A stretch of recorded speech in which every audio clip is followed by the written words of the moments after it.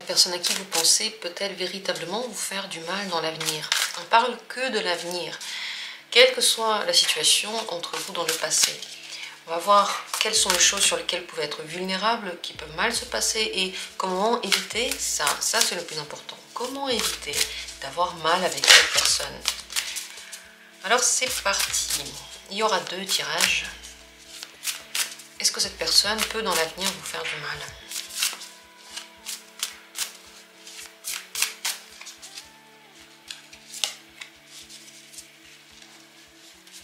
On ne parle pas juste d'un truc passager qu'on oublie 2 minutes plus tard, mais vraiment d'une douleur qui pourrait rester sur le long terme. C'est pas quelque chose de futile, vous voyez, mais vraiment. Alors regardez et choisissez entre ces 2 possibilités, celle qui vous dit le plus maintenant, celle qui vous attire, et une fois que vous êtes prêt, on va commencer. Dans la description, il y a les minutes pour chacune des possibilités, allons-y. Première possibilité, 7 d'épée. Oui, elle peut, surtout avec son mensonge, elle peut vous cacher des choses, ne pas dire. Donc, c'est vous faire mal, on va dire, par omission de faire quelque chose. Elle ne fait pas, ou elle ne fait pas comme vous voulez, ou elle fait derrière votre dos, ou elle ne vous dit pas certaines choses. Pourquoi est-ce qu'il y a cet aspect de non-honnêteté entre vous, peut-être de choses cachées? Pourquoi est-ce que ça existe entre vous?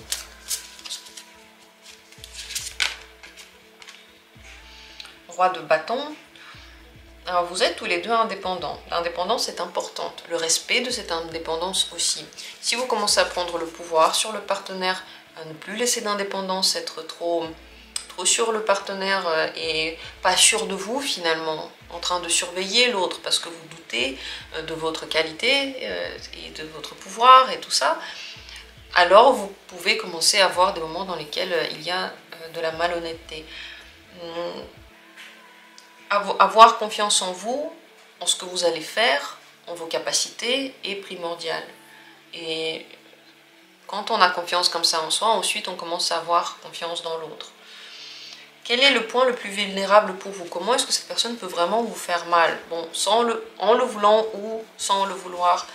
L'aspect le plus vulnérable pour vous, ouais, c'est l'amour, c'est la carte de l'amoureux, donc c'est la trahison de la confiance, la trahison de l'amour. C'est le fait de ne pas être 100% avec vous, d'enlever l'amour, de vous trahir en amour, peut-être surtout dans l'adultère, mais aussi dans le non-respect de votre personnalité. Par exemple, si cette personne n'aime pas ce que vous êtes, ne vous le dit pas en face, mais le dit autour de vous, ça, ce serait aussi ce genre de trahison. Votre point faible, c'est les sentiments que vous avez pour cette personne qui sont forts, qui sont plutôt positifs, et dans lesquels vous êtes complètement pris et détendu. Et je pressens, mais on va le voir dans un instant, que le fait de se protéger de ça passe par la confiance en vous et l'indépendance que vous avez face à l'autre. Quand on a une certaine indépendance, les gens le ressentent, ils commencent à tenir à nous, ils commencent à se dire « Ok, cette personne n'est pas mon esclave, elle peut partir » et le rapport qu'on a avec l'autre change tout de suite. Alors on va en effet demander qu'est-ce que vous pourriez faire pour ne pas vous faire blesser par cette personne? Quelle attitude adopter pour ne pas vous faire blesser?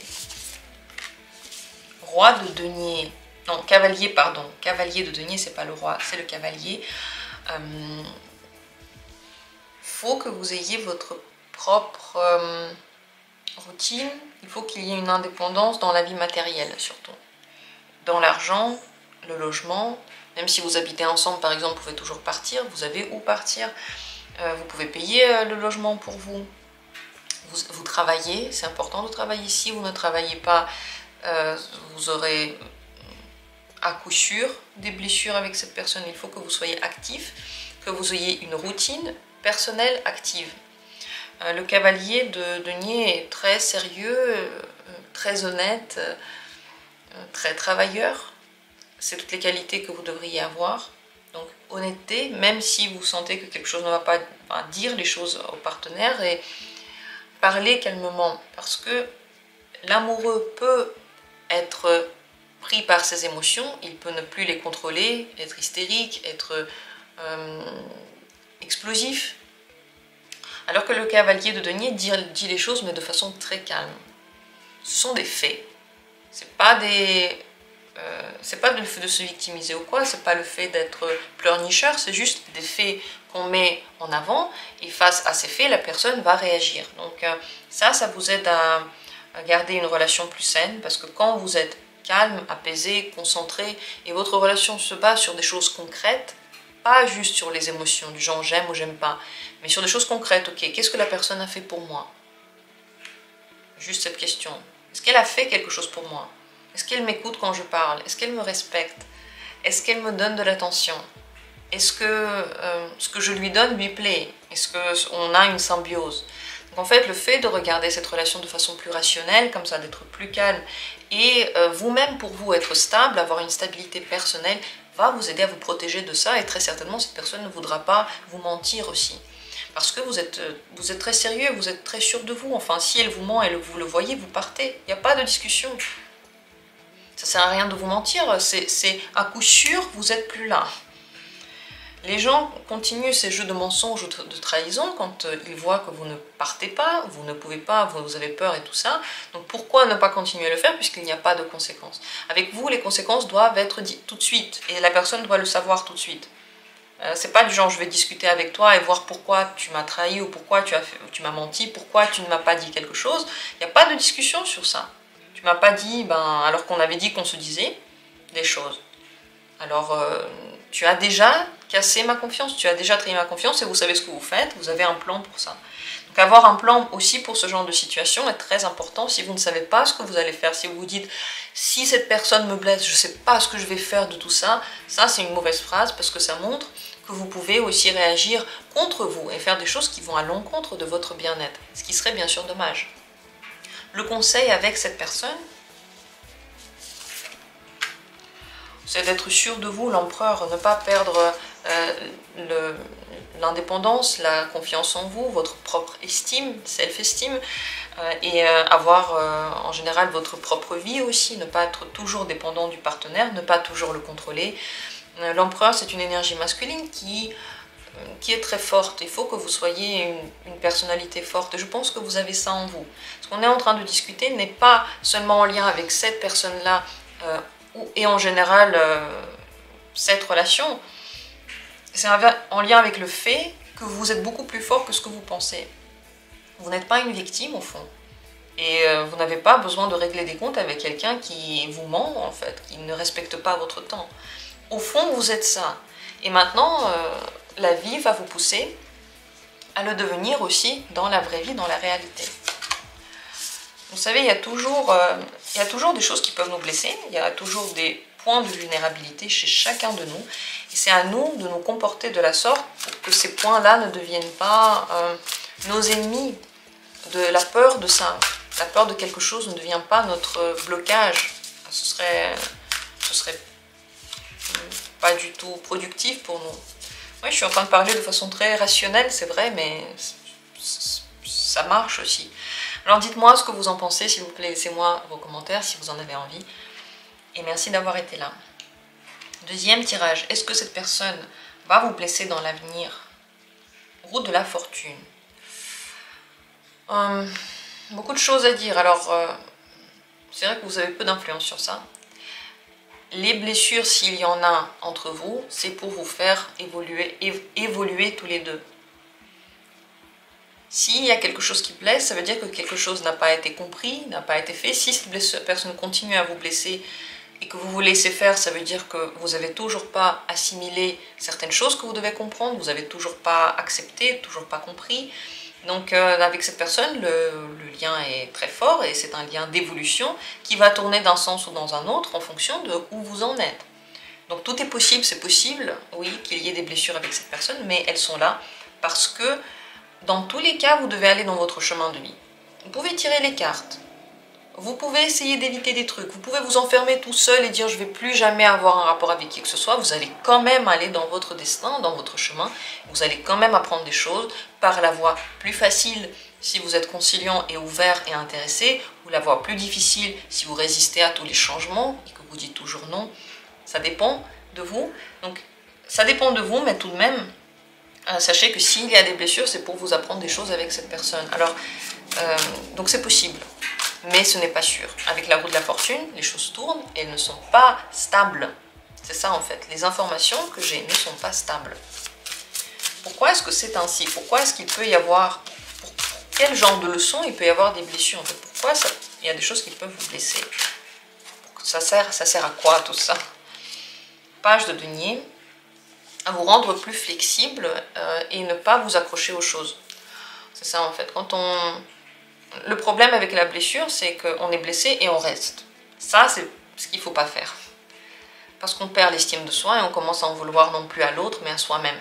C'est quand on a une blessure et on part tout de suite, ça se vit plus légèrement, plus facilement, parce qu'on sait qu'on a pris la décision qui va dans notre sens. On a été fidèle à nous, on a écouté notre sentiment, on ne l'a pas dénigré, cette sensation qu'on avait de douleur, on ne l'a pas dénigré, on n'a pas dit « c'est pas grave, je reste quand même, je continue à parler avec cette personne ».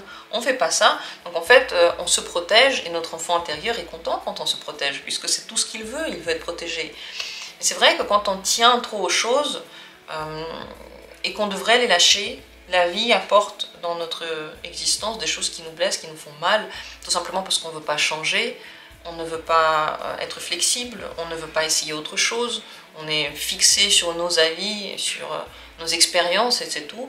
Donc s'il y a des blessures, ça vous pousse à évoluer et à être flexible. Quel est le point le plus vulnérable pour vous par rapport à cette personne, où cette personne peut vous faire le plus mal?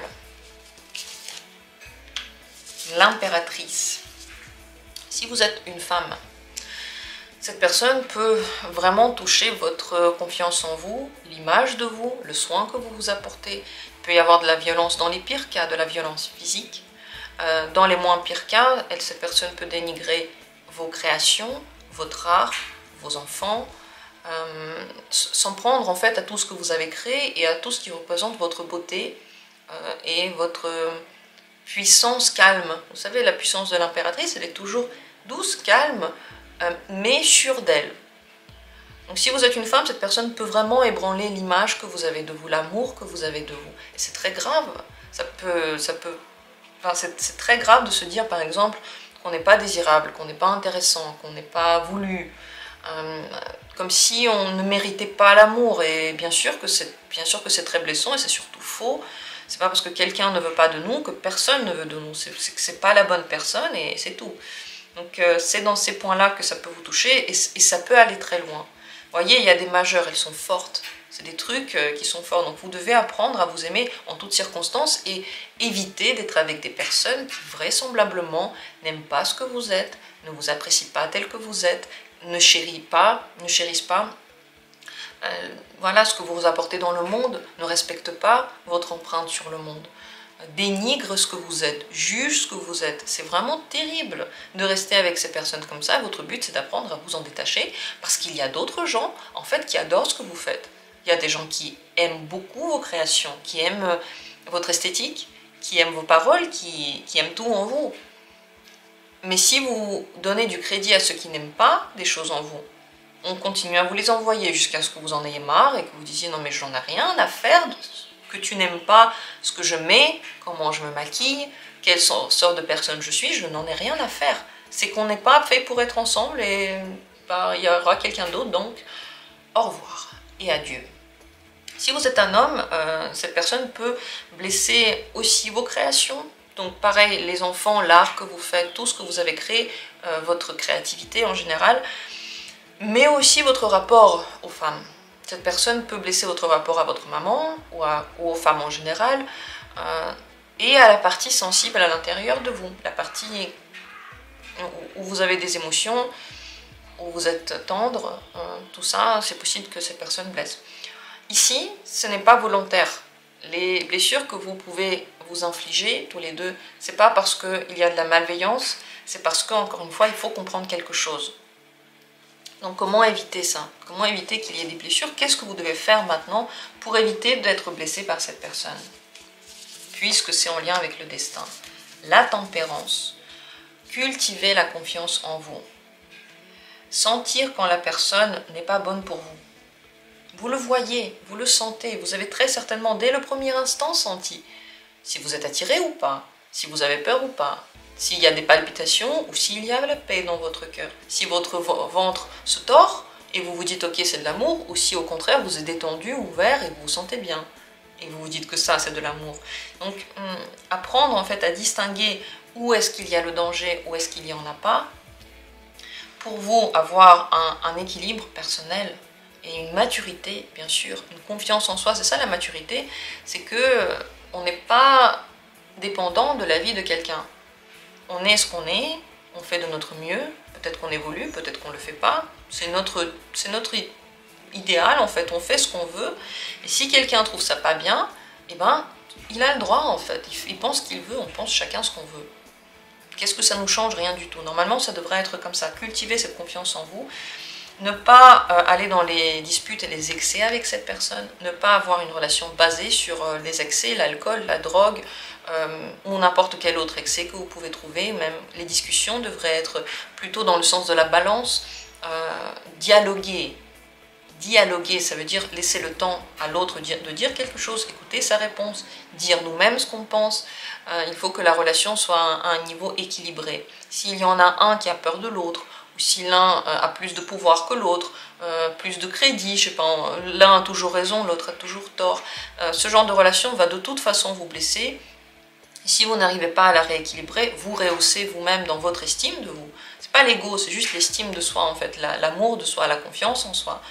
Ou si vous n'arrivez pas à accepter l'autre, en fait, accepter que l'autre aussi a raison, donc en fait accepter la confiance en soi de l'autre, si vous n'arrivez pas à rééquilibrer ça, ça va être très compliqué pour vous, parce que ça peut arriver à n'importe quel moment, c'est instable, et la vie se sert de cette personne-là pour vous pousser à vous affirmer, et à vous rééquilibrer, et à vous écouter dans le lien que vous avez avec les autres. Très important tirage, très importante carte, que des majeurs. Pour aller plus loin, n'hésitez pas à venir en consultation. Ou alors simplement, n'hésitez pas à poser des questions pour d'autres tirages qui pourraient aller peut-être dans un autre sens pour aller plus loin encore. N'hésitez pas à creuser cette idée pour vous, personnellement, en lisant des choses, en découvrant des choses. Parce qu'il y a des choses qui sont autour de vous et la blessure, c'est pas juste une blessure en fait, c'est une info qui est intéressante à analyser. J'espère que ce tirage pour vous était intéressant. Dites-moi en commentaire tout ce que vous pensez. Et merci du fond du cœur d'avoir été là avec moi. On se retrouvera bientôt pour d'autres vidéos.